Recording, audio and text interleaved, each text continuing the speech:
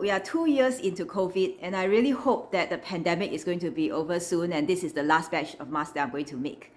Today is going to be a bit of a retrospective because I'm going to do a tour of all of the mask making materials that I have accumulated during this pandemic. And with Omicron, I have to start planning for double masking, so my designs are evolving. I'm going to start here with my fabric stash. This is where I keep all of my mask making gear, and it's mixed in with a bunch of aircraft models and a travel mahjong set and a bunch of other stuff. The most fundamental component of the mask is the fabric, and I have 3 different stashes of fabric because I sort out my fabric based on where it came from and how easy it is to restock. At the beginning of the pandemic, it was really hard to find fabric because everybody was making masks at the same time. And so I had a combination of going to the physical store at Joann and also ordering online. These are the stash here in this box, which were the easiest to replace because they were prints that were constantly being restocked. I've been sorting these out by color scheme as well. These are the ones that are kind of floral, but they are more of a green color scheme and less of the brightly colored or pink type of colors.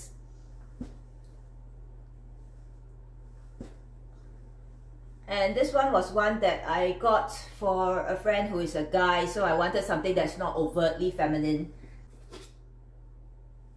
And I have some cream colored ones here that are for the inner layer, so when I make a pocket mask, then I can put plainer fabrics on the inside. And then this set here are more bright and cheerful.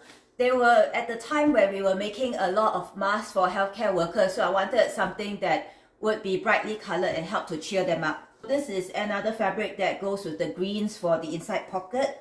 I have a couple of blues, this one and this to go with it. And then there are some pinks. This was for a friend with kids, and I also had some frozen fabric and I've used it all up. Florals, and then this yellow combination goes together. This second batch of fabrics is from fabric.com and it's a little bit harder to replace, so that's why I've been mainly using them for family and friends. This is another lining fabric, and then this one is an English country print.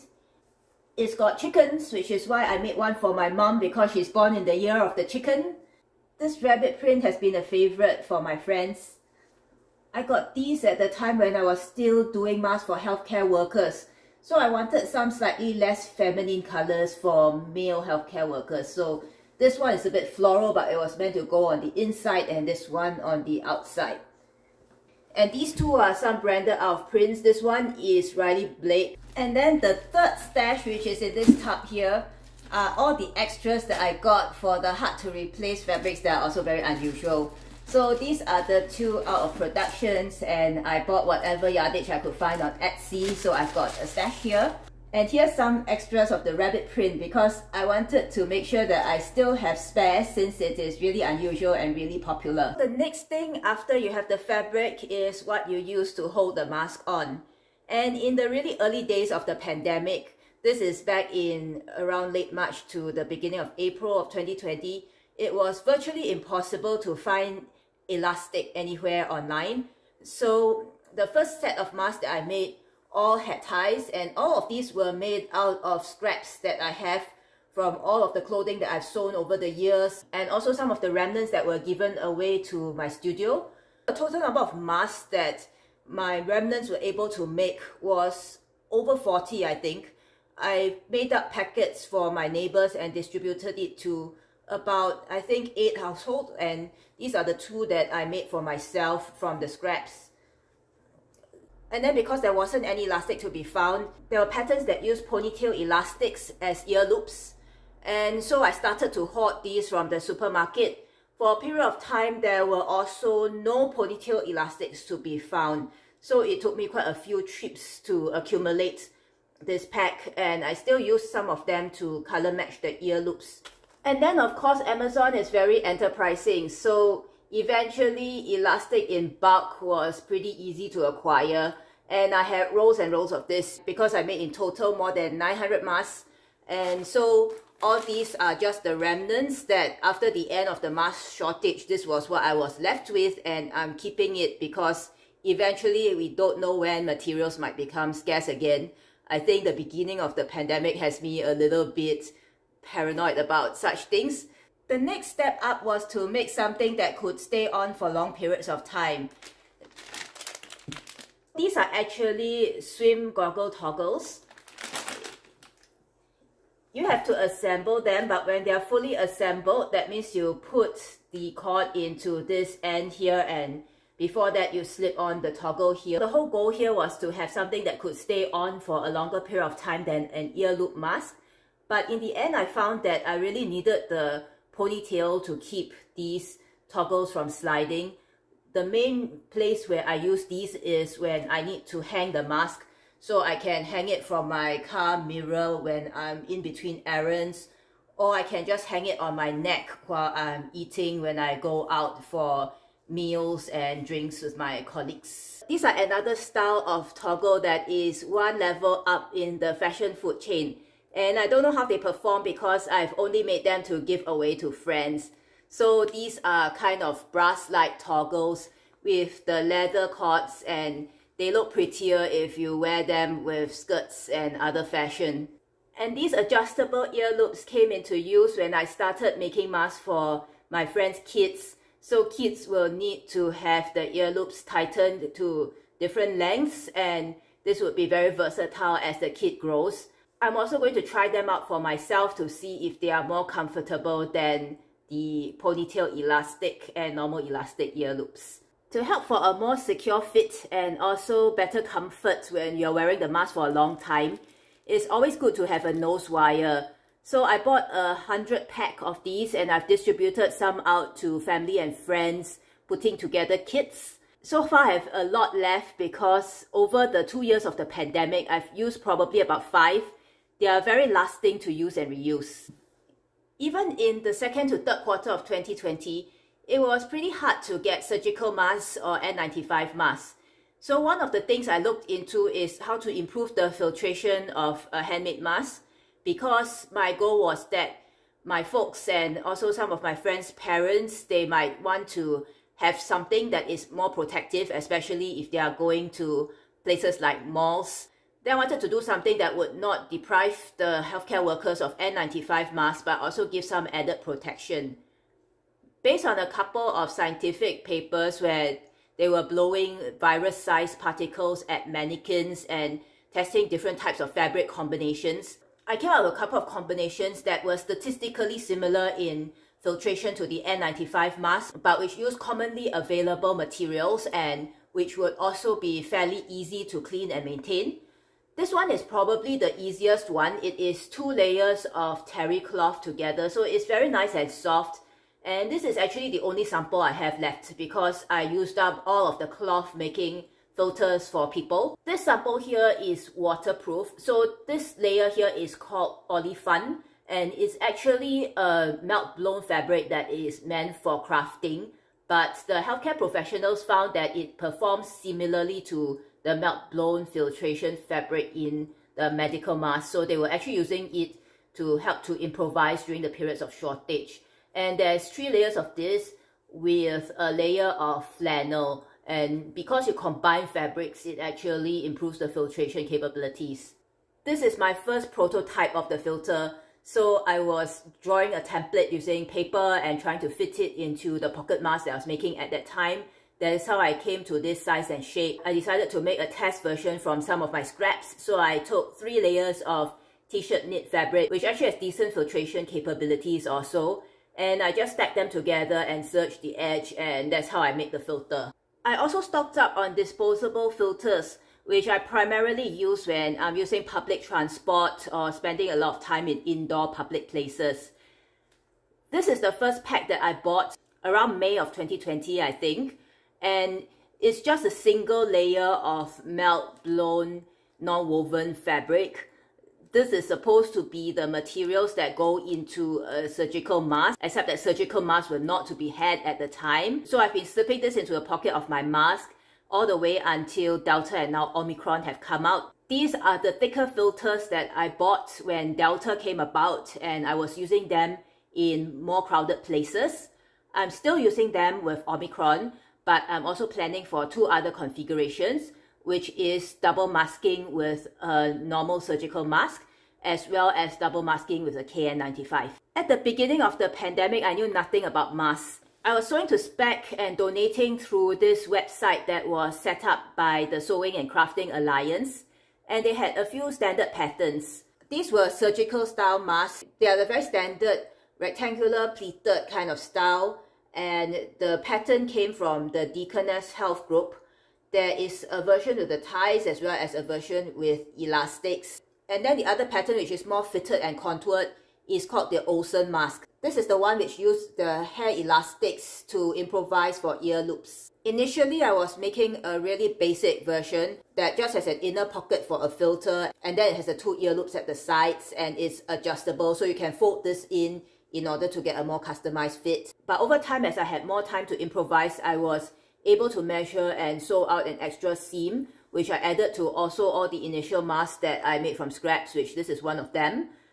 And so it is able to take a nose wire, and that makes it more comfortable and have a better seal. Finally, when the mask shortages eased in the healthcare sector, I was able to have time to improvise a bit more and find mask patterns that would fit family and friends a little bit better. This is the initial template that I started with.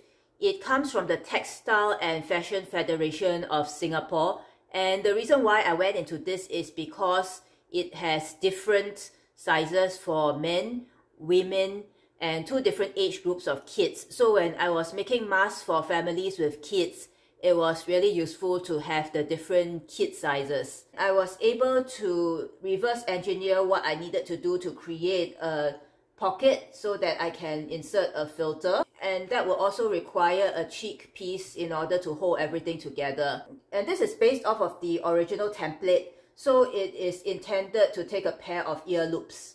I wanted another version that could accommodate toggle ties, so I took the pattern, I extended the end so that it can fold over and therefore take in that toggle tie that I showed earlier on.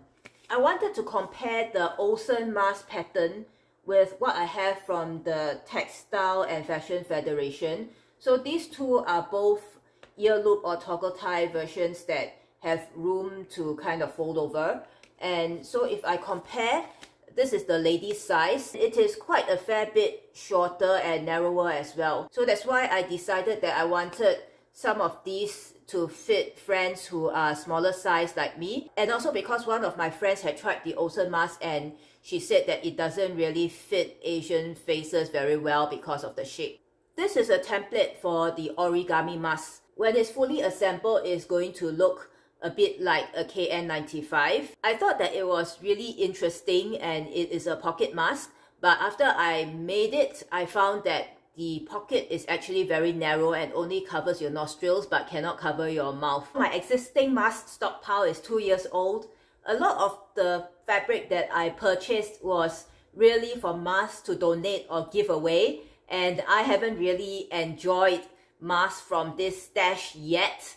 Given that it's going to be a while and I wanted to refresh the fabric on my mask, I decided to make a new batch with 2 objectives in mind. One is greater comfort, and secondly, greater compatibility with the double masking strategies that I have for Omicron. This is my stack of toggle tie masks that I've been wearing for the past 1.5 years. After this many wearings, I think it's time to renew the fabric, but at the same time, you can see that the toggles are still really good. So I'm going to unpick the masks off of the toggles and reuse them. All of my contoured masks currently are Olsen masks. So that's why I decided to try the lady size pattern, and I hope that it's going to give me a better fit. I'm using the Textile and Fashion Federation pattern to make an ear loop model as well as a toggle tie model. And I also have the rectangles for a surgical style mask that can go over a disposable surgical mask. Because a blow-by-blow mask making tutorial would be so 2020, instead I'm going to highlight the key tips that I learned to save fabric and time.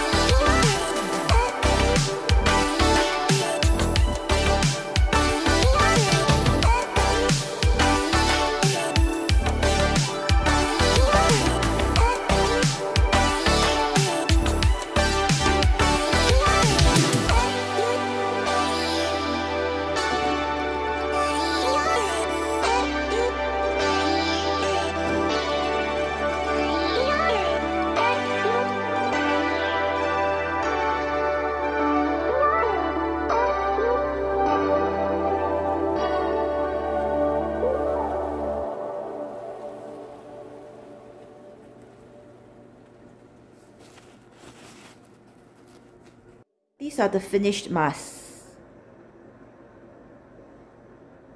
For all who have watched up to this point, I hope that this has given you some interesting tips to get you through the rest of this pandemic. Thank you for watching and see you next time.